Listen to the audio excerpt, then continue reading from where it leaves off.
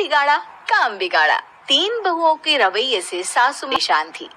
दरअसल बात ये थी कि तीनों बहुओं में किसी बात को लेकर अनबन हो गई थी। तब से ही तीनों एक दूसरे से मुंह फुलाए रहती थी। ना कोई सीधे मुंह किसी से बात करती, ना किसी का कहना मानती। पड़ोसी भी इस बात को जानते थे और जाने कैसे कैसे बातें भी करते। इसीलिए सासू माँ ने तीनों बहुओं को तुरंत अपने कमरे में बुलाया। मैं कई दिनों से देख रही हूँ, तुम तीनों अलग अलग सारे काम कर रही हो। ये सब नहीं चलेगा, तीनों को मिलकर ही काम करना पड़ेगा। सास की बात सुनकर एकदम से बड़ी बहू बोल उठती है। नहीं मम्मी जी, मैं इन दोनों के साथ कुछ नहीं कर सकती। मैं इस घर की बड़ी बहू हूँ, फिर भी ये मेरा कहना बिल्कुल भी नहीं मानती। अरे जेठानी जी, जानबूझकर मुझे डबल काम करवाती है आप, और छोटी मुझसे टेढ़े मुंह ही बात करती है। इन दोनों के बीच हमेशा सैंडविच बन जाती है मेरी, और मैं हमेशा आलू की तरह बीच में मसली जाती हूँ।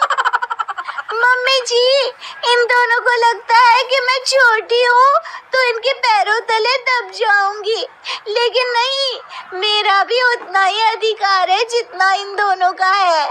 बड़ी आई दोनों मेरी चुगली करने के लिए, मुझे क्या कम समझ रखा है। तीनों बहू एक दूसरे से बहस करने लगती है और सास दोबारा ये देखकर टेंशन में आ जाती है और सबसे कहती है, चुप हो जाओ, अब से तुम तीनों सारे काम एक साथ करोगी। आंख बंद करके एक दूसरे की बात सुनोगी। तुम तीनों इस बात को गांठ बांध लो, वरना अगली छुट्टियों में तुम्हारा अपना मायके जाना कैंसिल। सास की बातें सुनकर डर के मारे तीनों हामी भर देती है। जी मम्मी जी, मैं समझ गई। हाँ मम्मी जी, जैसा आप कहें, आप जो कहेंगे मैं वही करूंगी। तीनों बहू सास की बात को गांठ बांध लेती है और वादा करती है कि अब से सारे काम वो तीनों एक साथ मिलकर ही करेंगी। ये सब देखकर सास खुश हो जाती है और वहां से चली जाती है।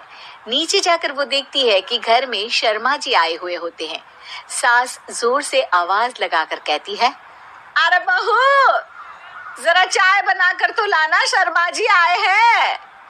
सास की बात सुनकर तीनों बहू तुरंत किचन की ओर भागती है और चाय बनाना शुरू कर देती है। मुझे तो एकदम मसाले वाली कड़क चाय पसंद है, तो हम शर्मा जी के लिए मसाले वाली चाय ही बनाएंगे। अरे नहीं दीदी, गर्मी के मौसम में मसाला चाय कौन पीता है? मैं तो शर्मा जी के लिए इलायची वाली चाय ही बनाऊंगी। ये कैसी बात कर रही हैं आप दोनों? मेरी मम्मी ने सिखाया है कि मेहमान को ज्यादा दूध और शक्कर वाली चाय देनी चाहिए, वरना वो घर वालों को कंजूस समझते हैं। तो मैं तो शर्मा जी को ऐसी ही चाय दूंगी। तीनों बहुएं अपने अपने तरीके से चाय में शक्कर, मसाला, पत्ती सब डाल देती है। उबलने के बाद तीनों मिलकर चाय बाहर लेकर जाती है और शर्मा जी और सासू माँ को देती है। चाय पीने के बाद शर्मा जी सासू माँ को देखकर शर्मा जाते हैं और शर्मिंदा महसूस करते हैं कि आखिर उन्होंने चाय पीने के लिए हामी क्यों भरी। सासू माँ भी चाय पीना शुरू करती है और कहती है, अरे बहू, ये कैसी चाय बनाई है? चाय है या मीठे दूध की बासुंदी? हाँ, चाय अच्छी नहीं लगी क्या? कोई बात नहीं, हम पराठा बनाकर लाते हैं। चलो चलो अंदर। हाँ हाँ चलो। हाँ आती हूँ मैं भी। नहीं नहीं, मेरा पेट चाय ने ही चौपट कर दिया, वही काफी है। पराठे से पोपट नहीं करवाना, मैं तो चलता हूँ। शर्मा जी चुपचाप पतली गली से निकल जाते हैं। अगले दिन सास बहुओं से कहती है, अरे बहू, जाओ जाके ऊपर के गेस्ट हाउस की सफाई कर दो। कल हमारे यहाँ मेरे दूर के रिश्तेदार आने वाले हैं, तो पूरे कमरे को चमका देना, समझी? तीनों बहू सास की बात को मानकर ऊपर सफाई करने चली जाती है और तीनों कमरे की सफाई चालू कर देती है। बड़ी बहू मकड़ी के जाले साफ करती है, तो बीच वाली झाड़ू लगाना और छोटी वाली सर्फ डालकर जमीन धोना शुरू कर देती है। अरे दीदी, जेठानी जी, अभी मैंने पूरी फर्श धोई और आप फिर से धूल नीचे गिरा रही हैं। और मछली जेठानी जी, आप बिना झाड़ू की धूल यहाँ छटक रही हैं। अरे तीनों को साफ करना है, एक साथ सफाई करते हैं ना। अरे वही तो, हम साथ साथ हैं, घर साफ साफ है। तीनों बहू ऐसे ही काम में उलझ जाती है और 2 घंटे तक एक ही कमरे की सफाई करती रहती है। बहुत देर से अपनी बहुओं को ना देखने के कारण सास ऊपर कमरे में उन्हें देखने जाती है, लेकिन कमरे में घुसते ही वो गीली फर्श पर फिसलने के कारण नीचे गिर जाती है। ओरी मोरी मैया, हड्डी मरोड़ के रख दी। आए मेरी तो कमर ही टूट गई रे। तीनों बहुएं सास को उठाती है और बिस्तर पर सुला देती है। अरे मेरे हाथ पैर दर्द कर रहे हैं, दबा दो आराम मिलेगा। हाँ जी माँ जी। अरे जी माँ जी, जी माँ जी। और तीनों बहुएं एक साथ सास के हाथ को दबाना शुरू कर देती है। माँ की तो चीख ही निकल जाती है और नतीजा ये होता है कि सास के बचे हुए शरीर में भी दर्द उठ जाता है। हाय राम, ये क्या कर दिया तुम तीनों ने।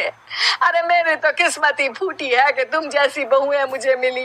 हे भगवान, पूरे शरीर में दर्द बढ़ गया है। अब तो पता नहीं कि चल भी पाऊंगी या नहीं।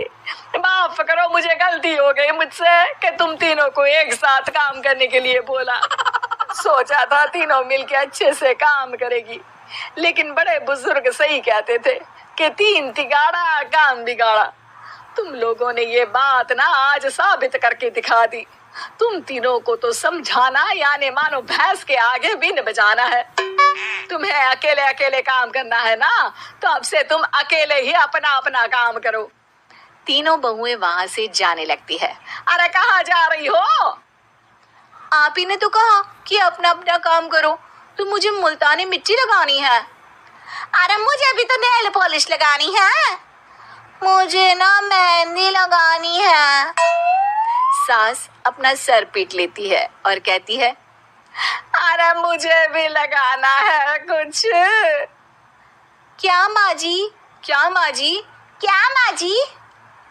तुम्हारे घर वालों को फोन तुम्हारी हरकतें बताने के लिए।